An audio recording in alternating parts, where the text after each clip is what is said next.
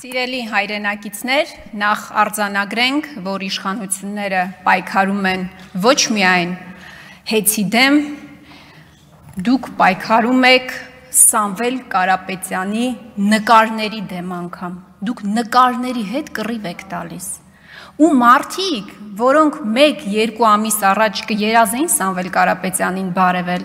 այսօր Սպայդերմենի շորերը հագած մեծ ելույթներ են այստեղից ուզում ունենալ։ Ես չեմ ուզում անդրադառնալ, թե միջազգային վարկի վրա ինչպիսի ազդեցություն է ունենալու սա, ներդրումային միջավայրի վրա, արբիտրաժային դատարանում ինչպիսի արդյունքներ կլինեն, որ սեփականության իրավունքներն են խախտվում, բայց սիրելի հայրենակիցներ, սիրելի 1 միլիոն բաժանորդներ, երբ որ այս իշխանությունները ստանձնեն կառավարումը, պետականացնեն հեծը,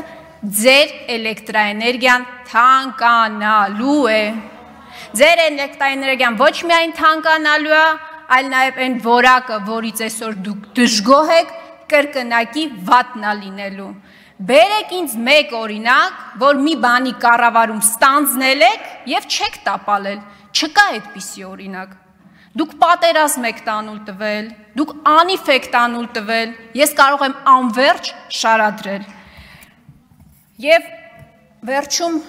իրականում այս ամեն ինչից շատ է բոլշևիզմի հոտը, ոչ թե հոտը, այլ նեխա հոտը։ Այս տեմպերով դուք վերջում պատմության թանգարանն էլ դատարկելու եք, Նիկոլ Փաշինյանի համար դամբարան եք սարքելու, շնորհակալ եմ։